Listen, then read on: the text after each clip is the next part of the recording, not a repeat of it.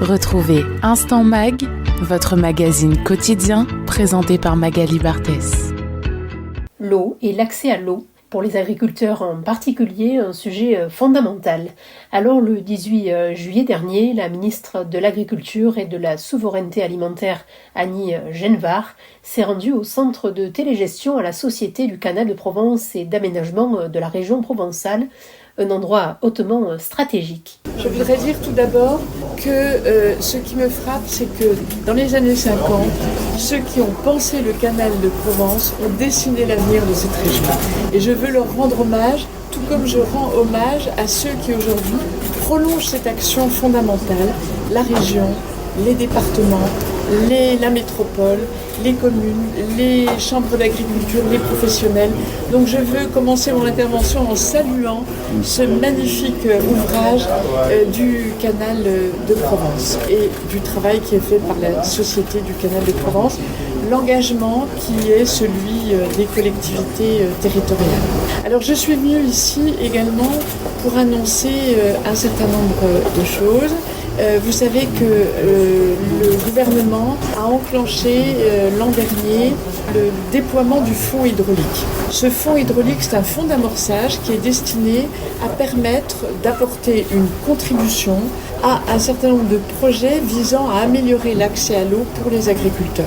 Il s'agit de la réutilisation des eaux usées, il s'agit de la mise à niveau d'ouvrages d'irrigation, il s'agit de stockage de l'eau ou encore toutes sortes de dispositifs pensés par les territoires, par les professionnels, par les collectivités pour améliorer l'accès à l'eau pour les agriculteurs en particulier.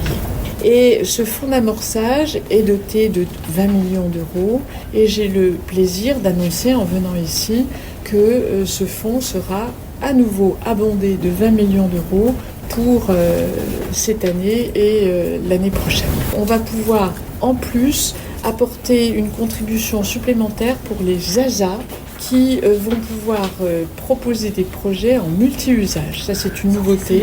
C'était quelque chose de très attendu par les territoires.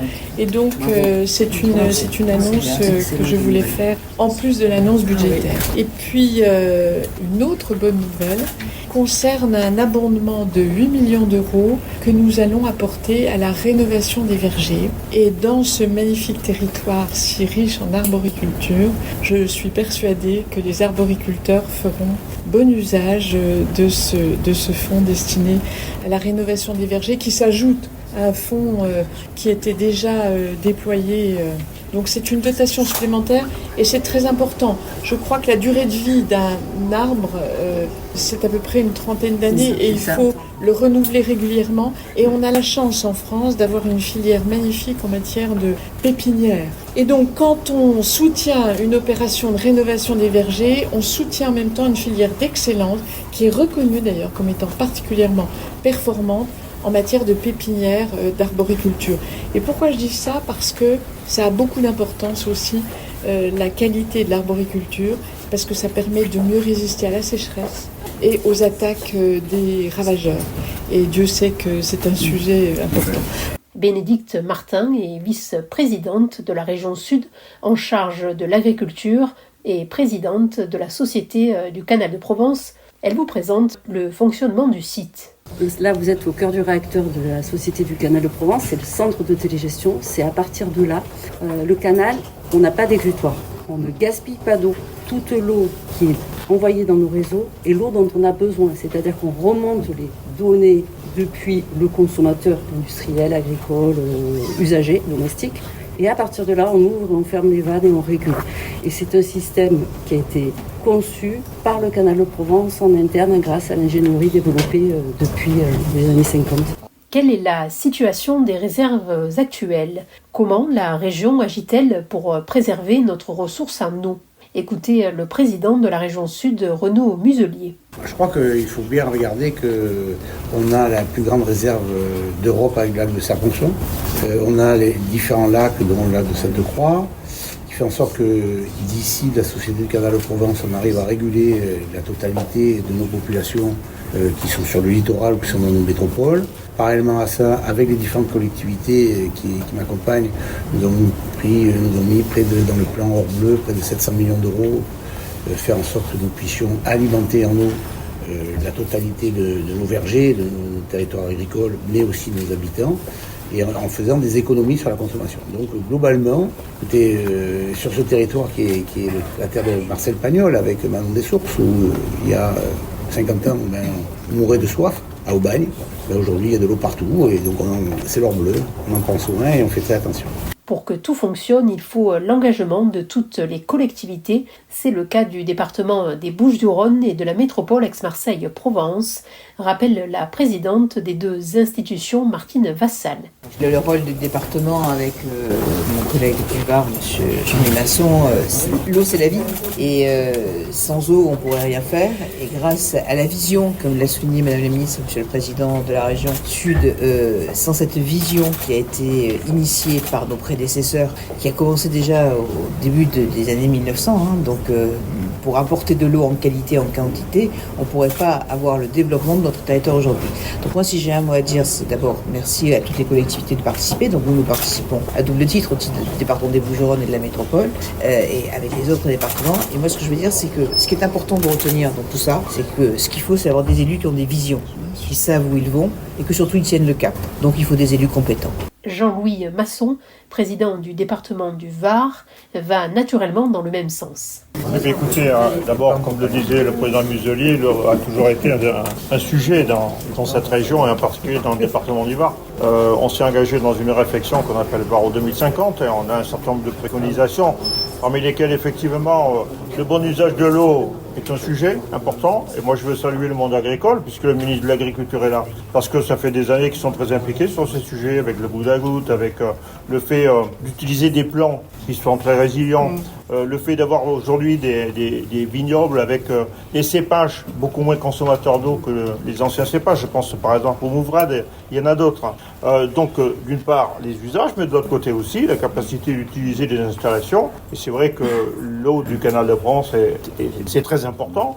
Et on a besoin de développer les réseaux, en particulier dans le département du Var, qui a peut-être été un département oublié, excusez-moi de le dire. Aujourd'hui, plus de la moitié des investissements du canal de Provence vont dans le Var.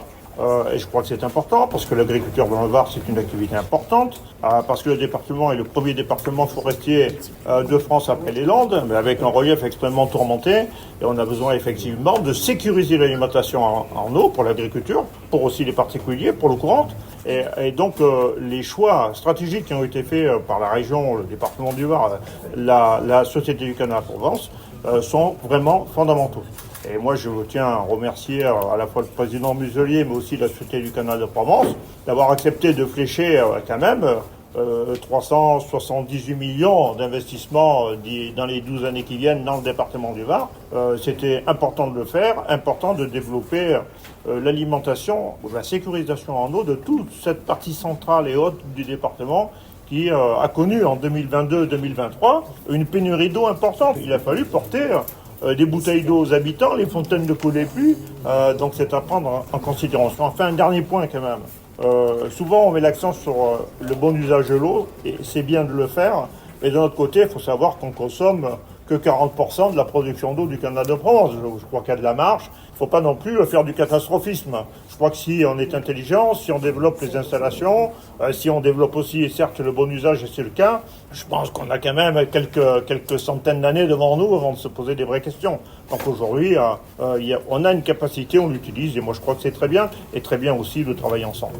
Marion Magnan, vice-présidente du département des Alpes de Haute-Provence, représente la présidente Eliane Bareil. Je voulais rebondir sur ce qui avait été dit, les deux annonces faites par Madame la Ministre, qui sont aussi très importantes pour nous, et d'avoir parlé aussi des enjeux multiples, parce qu'on parle beaucoup d'agriculture, mais évidemment les enjeux sont multiples, et notamment aussi pour l'eau potable de nos populations. C'est en ce sens que le département des Alpes de Haute-Provence a fléché une enveloppe de 9 millions d'euros, dont 8,1 millions pour l'eau potable et l'assainissement. C'est à l'accompagnement pour notre territoire, donc aux communes, aux intercommunalités, et 900 000 euros sur l'hydraulique agricole.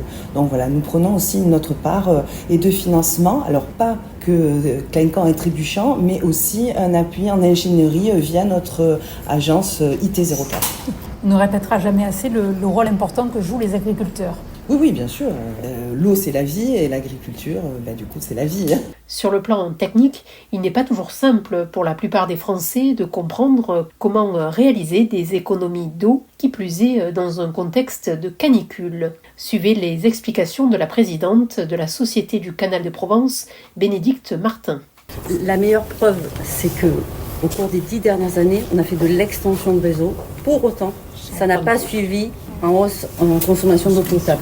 Donc il y a quand même des comportements qui ont véritablement évolué. Nous, on amène l'eau à la société, mais ensuite vous avez toutes les régies ou les syndicats intercommunaux qui font de la distribution. Donc il y a un message très clairement sur l'eau potable qui est passé.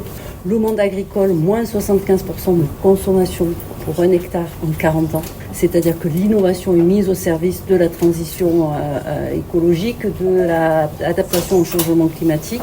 L'industrie, moins 25%. C'est comment faire mieux, faire plus avec moins. 30 milliards d'euros pour le climat d'ici 2028, 100% des bâtiments administratifs de la région équipés en matériel d'économie d'eau d'ici 2026. Ces chiffres illustrent toute l'étendue des enjeux liés à l'eau.